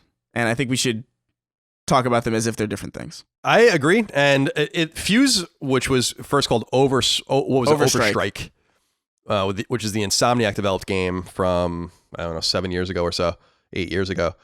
That is a famous example of focus testing hell. And I actually was the one who broke a lot of that story back in the day. And it's funny because that game didn't change its core mechanics or anything like that. What changed about that game was the way it looked. And the name. And that was a bad idea. And they ruined it. They fucked that game up. And so focus testing can definitely bring developers onto the wrong path for sure. But I agree with Chris, like having influencers with like knowledge and audiences and stuff like play your game and tell you what's wrong with it is actually probably not a bad idea because, at least from a business standpoint, because Activision's really going to rely on these kinds of players to propagate this game. Not that they're really going to need a lot of help, but the rumors about the Battle Royale mode is that it's going to be free to play. So if that's the case, then they're really going to be competing with the likes of PUBG and the likes of Apex Legends and whatnot. So you're definitely going to want to have it just right. And so I don't think it's really bad to playtest your games and to make changes based on, like, if I went into Capcom and played, if they made like an 8-bit Mega Man 12 and I gave them feedback about it, like, they should probably listen to me about that because I really know about those games. And so I feel the same way about these influencers. As long as they're having influencers, obviously, that are in the sphere of Battle Royale or Call of Duty, then it makes a lot of sense to make your edits appropriately and accordingly. So don't stress too much. Chris is right. These are two different things. Yeah. Rob Armour wrote in and said, "Hey, Colin and Chris, new Patreon supporter here and thought I would submit my first question." Welcome, Rob Armour. What is going on with the marketing for this new Batman game from WB Montreal? The game has been teased for 6 months and counting, and yet there is still next to no concrete information about the game. Is this a wise strategy from a studio who is not even considered to be the premier Batman game developer? Surely it is time to shit or get off the pot. I'm with you, Rob, but here's the thing. I think that this game is going to be revealed at the PlayStation event for PS5, and I think that they might be kicking the can down the road because it was supposed to happen already. I mean, that's long been my theory about that game. Yeah. So I don't know. What do you think, Chris? Because it is time to shit or get off the pot. I don't know why you would keep teasing it, but they haven't teased it in a while. What do you think? Yeah, no, I think it's definitely, I think they probably expected an announcement video by now, and I think they probably expected, not a plague. Right. Not a world-ending pandemic. Yeah, so like, I don't know, man. I think a lot of people's marketing strategies are a little thrown off by the impending doom of our society and species. Indeed. It's fine, and everything will be just fine. Yeah. Maybe. Just wash your hands, honestly. Maybe it'll be fine. Maybe it won't. I don't know. Just wash your hands. Do wash your hands. You should definitely wash your hands no matter what. I do agree with you there. All right, Chris. The next one is an interesting question. We were going to talk about, we talked about Xbox Series X a little bit at the top, so we'll talk about it a little more in depth now. Mm-hmm. Matt Wu. Kenny Wu. Are you a Mighty Ducks fan? I know what the Mighty Ducks is, but I've never really watched it. There's a character in the second one called Kenny Wu, and he scores a goal, and the announcer says, "Woo, Kenny Wu," and that's just always been my association with the last name Wu at this point. So Matt Wu, genuine insanity. No, it's I can't even begin to tell you how insane all of Mighty Ducks is. I love that series though. So Matt Wu says, "Hey CNC, Xbox's smart delivery system seems to be all the rage right now, but how do game devs benefit from it? If you factor in the manpower, time, QA, etc., it doesn't sound like a cheap business decision. Also, developers are missing out on a chance to double dip and sell newer, upscale versions of their game on the next-gen consoles. Does consumer goodwill outweigh potential sales? Love the show." All right, so in the announcement on the 24th of February about Xbox One, or Xbox Series X rather, where they were talking a lot about the beefiness of the console and what it can do, they mentioned a thing called smart delivery. So here's what it says on their website. It says, "This technology empowers you to buy a game once and know that whether you are playing it on Xbox One or Xbox Series X, you are getting the right version of that game on whatever Xbox you're playing on. We're making the commitment to use smart delivery on all exclusive Xbox Game Studio titles, including Halo Infinite, ensuring you only have to purchase a title once in order to play the best available version for whatever Xbox console they choose to play on. This technology is available for all developers and publishers, and they can choose to use it for titles that will be released on there's actually a spelling error here, that will be released on Xbox One first and come to the Xbox Series X later." So that's what it says on their website. Yeah. Now, I don't know how you feel about this, Chris. You're much more into the Xbox ecosystem than me. This sounds like a whole lot of nothing. Like, it just sounds like really interesting marketing speak. It's backwards compatibility and forwards compatibility. And it's just going to know when you buy a game on Xbox One that you already own it. And so you don't have to buy it again. This is the kind of like dumb marketing shit that I just can't get behind. But am I right? What do you think? It's just a name for something that exists already. That like you just described it in a way that's a little bit like you said. It's backwards compatibility and forwards compatibility, and the easier way, the condensed way to say that is smart delivery. It just knows what system it's on. It knows the hardware that it's running on, just like a PC. Like when you launch a game on PC, it will automatically tailor settings to what your machine can handle, and like you can go in there and like fuck with the settings if you want, because it's like the whole appeal of PC. But you know, this is something that the Xbox One X already does. This is something that the PS4 Pro does also to a lesser extent. It does already exist. I don't really feel one way or the other about it because I just expected this to be the case. There's no reason why, if you buy The Last of Us on PS4, if you support The Last of Us on PS4 when it comes out, why should you have to buy it again on the next generation console when you know that all the previous games are going to be forwards compatible? Like, it just makes no sense. I think, like, the question here, like, is our developers missing out on a chance to double dip? Yeah, and good, because double dipping sucks. Yeah. It's frustrating. It's literally, honestly, it's probably how this virus is spreading. Honestly, all this friggin' double dipping, all you double dip enthusiasts out there just double dipping your chips. You dip, and then you dipped again. You dipped. You took a bite and then you dipped again. Dip once and end it. Whatever he says. Always a Seinfeld reference somewhere in there. It's just it's classic. But yeah, man, I don't know, man. I just don't. I don't see that as a negative of like, oh, developers can't sell you the same game twice. It's like, oh, okay, good. Yeah, I don't see it as a bad thing either, because he does say, does consumer goodwill outweigh potential sales? Yes, because without consumer goodwill, you're not going to have potential sales anyway. The days of reselling your games are over. And I think that that's exciting. And that's why I think it's so important to some people to have full backwards compatibility going as far back as possible on PlayStation, because Xbox has 4 generations of games now available on one, or are going to have 4 generations of games available on one console, which is huge. So I do think that it does matter. I do think that we're moving on. This does change the economics of games from a certain point of view, but the biggest frustration for me, Chris, is just not having access to all the games I want to play on a console. And to charge me again for The Last of Us just on PS5, it's just not going to happen. They're not going to be able to do it. It's not a matter of if they want to do it or not. They're just literally not going to be able to do that.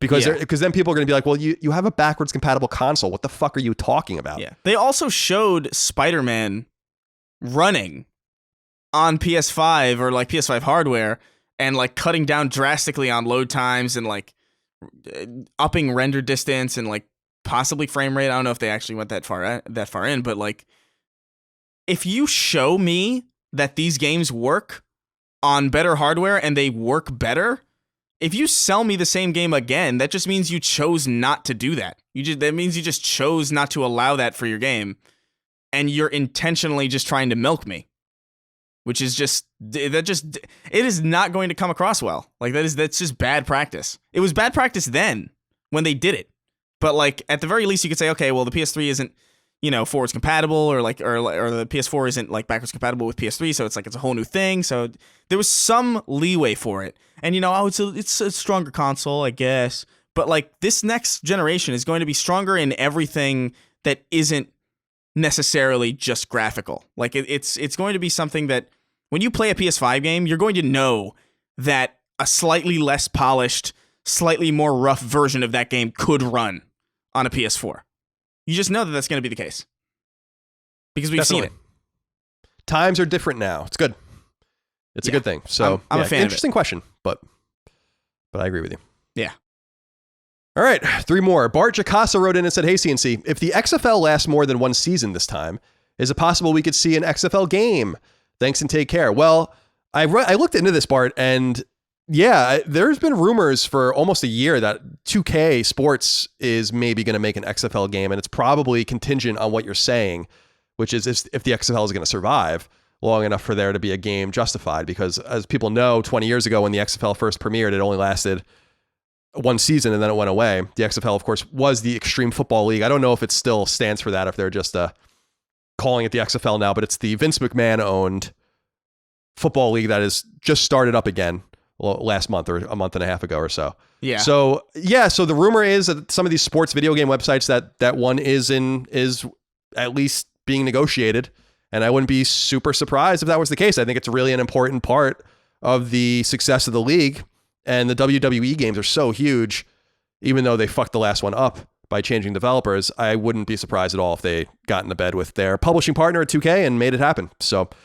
we don't have any information on that, but I think it's a good question and I wanted to answer it. Kyle Tisdale wrote in and said, "Hey folks, so it seems Rockstar is back at it with their cryptic teases by way of the strange logo on their website. What do you guys make of it? Also, what do each of you hope is what they're teasing versus what you think it really is? I hope it's Bully 2, and I think it could be. It's just too soon after Red Dead 2 for them to be ready for GTA 6. Thanks, and Tuesday." Thank you, Kyle. Appreciate you. Did you see this tease? I did. On Rockstar's website? What do you think it is? I don't know what it is, but I know what I want it to be. I think it would be remarkably ballsy for Rockstar to put out a bully game. I think that would be so fucking just outrageously like big dick energy to just be like, hey, we're gonna put out a game where you can live out your fantasy of bullying children. Like, I love it. I love that premise. That game is so ridiculous. Yeah, I don't know what it could be. Yeah, like, it's, for people that haven't seen it, it's like a robot with, it's like, really cryptic champagne bottle kind of like holding the Rockstar logo. Now, some of the rumors of the what Grand Theft Auto 6 is supposed to be apparently maybe indicates that it takes place in the 70s, in which case this is kind of like a 70s looking robot, and maybe it is that. I don't know. I don't really. I think it's impossible to say. I don't think it's bully. It's definitely not obviously anything Red Dead related. My kind of hope would be, and I would love to see them do something new. It would be kind of cool for them to make a new game. So yeah, instead of just going back to Grand Theft Auto over and over again. I know that people have expectations, but no matter what they sell, they're going to sell a shit ton of copies of it. So it would be cool for them to explore something new, but maybe it is GTA 6. I don't know. Out of all the IP that they could revisit, I would love for them to revisit Manhunt the most, although that would be even more controversial than them revisiting Bully, I think. So I don't think that's going to happen. But we'll see, Kyle. I don't know. Yeah, I don't know. It's really just strange that they would even bother with this. Because, like, the prevailing assumption has been that there's no real reason for Rockstar to make any single-player games now because GTA 6 or GTA 5 is just such a cash cow, and even Red Dead 2, Red Dead Online is also pretty big. So, like, I don't know what the incentive is. Maybe that's also just funding for their next single-player game, although, like, I don't know. I don't know what the incentive is to make. The thing is, I don't understand the incentive to make another Grand Theft Auto or to make another Red Dead. But with this online ecosystem model, I do kind of understand the incentive to making another Bully. That's the thing. That's the only game that they have that could work in that kind of environment, and it also hasn't yet. What makes you think that it is Bully or could be Bully? It's not even necessarily that anything makes me think. Like, nothing about the logo. The logo doesn't look like anything to me, honestly. Like, it makes completely no sense to me at all. But I just think if they're going down this road of like, hey, you know, we had Grand Theft Auto 4, here's Grand Theft Auto 6, here's Grand Theft Auto 5. It's a shared world online kind of ecosystem. Hey, here's Red Dead Redemption. Red Dead Redemption 2. Here's a cowboy online Western simulator. Bully is the only other open world game that they have that they haven't done this with, and I think it's also one that hasn't really been seen in a really, really long time, and one that I think people would be pretty excited to see. So I just think, I don't know, like if I was plotting out what we wanted to do, I would either, like you said, do something completely new and completely unexpected, like I don't know, like a freaking shooter or something. I don't know, something crazy, or I would maybe follow what we've been doing and just taking our IP and making them kind of worlds that people can stay in and fuck around in ad nauseum and make boatloads of money. Well, we'll see. We'll find out. Maybe not soon, but we'll find out at some point. Yeah, we'll find out in the next 10 years. Yeah, they can take their time, and they should. Matt Lamoureux has the last question. He says, greetings, East Coast Colin and West Coast Chris. Last week, and in prior episodes too, you both mentioned your growing backlog of games you'll get to someday, in quotes. And yet, in the same episodes, you both admit you're replaying games like Vanquish and Uncharted. I don't understand the value of playing something again when you have so many new games to experience. Life is short, so I say move forward, not backward. What say you? I don't know. I got to play what I want to play. There are some games that when they reappear and reemerge, I want to play them again. And Vanquish was just one of those games. And I think Uncharted is, I don't want to speak for Chris, but those games are really replayable. So I don't blame you for wanting to play those. But how do you feel about this, Chris, balancing the growing backlog to playing games that are already available and that we've played before? What do you think about all of that? Do you even care? I think it's just hedonism, man. I just go with what I just want to play. And a lot of times there will be games that I know are good that I'm just not ready to get into yet that I'll eventually play. But like when Vanquish comes out, you know, I'm going to play Vanquish because Vanquish is amazing. And it's also underrated and not very well known. So like that's just another reason for me to be like playing it and like get passionate about it again and be like, hey, friend / roommate / parent or / whatever, you should play Vanquish. It's great. Yeah. Because like I'm not I gonna agree. like a year ago, I'm not gonna be telling anybody to play Vanquish because I'm not thinking about it because it's just so long ago. Yeah, I'm totally with you. And I just think that you got to, I think Chris is right. Just play what you want to play at the time. It is hard to manage our backlogs, but I long ago accepted, as I've said many times in the past, that I can only manage so much. And so I'm not going to worry too seriously about being able to get to everything. I'd rather just play what I want to play and mix things up a little bit. And that's just the way it's always going to be. As far as Uncharted goes, I only finished Uncharted 2. Like I played a decent amount of Uncharted 1. Didn't like it because the shooting was like really weird. And back in the day, I like it a lot more now. I think because they actually fixed it. But so I only played a little bit of Uncharted 1 and a little bit of Uncharted 3, and I finished Uncharted 2. So I'm actually not necessarily replaying a game as so far as I'm actually going through the backlog of things that I just haven't really finished. Like I know the endings of those games, like I've seen them, but it's a different thing to play it. Well, I'm with you. Play what you want. That's what you should do. Play whatever it is that you want at all times. All right, Chris, that's all we have for this episode 88 of Sacred Symbols, a PlayStation podcast. We appreciate everyone's love, kindness, and support out there. Remember, Twin Breaker comes out on PS4 and Vita on March 24th. And the pre-orders at PlayAsia are going to be going on by the time this hits free feeds for the physical versions. If you want to grab those, please do. We thank you for that as well. And that's it. That's basically all I have. Do you have anything else to say, Chris? No, I think I'm set. All right, perfect. All right, we'll see you guys next time for more. Until then, be good. Goodbye. Take care, guys. Sacred Symbols, a PlayStation podcast, is a product of and a registered trademark of Colin's Last Stand, LLC, and is recorded from Richmond, Virginia, and Burbank, California, USA. This show is conceived by, is written by, and is produced by me, Colin Moriarty. My co-host is Chris Raygun. You can find me on Twitter at NoTaxation and on Instagram at CLS Moriarty. Chris is on Twitter at Chris R. Gunn and on Instagram at Chris_Ray_Gun. Sacred Symbols is edited by Dustin Furman. To message the show online, please use Patreon's DM service.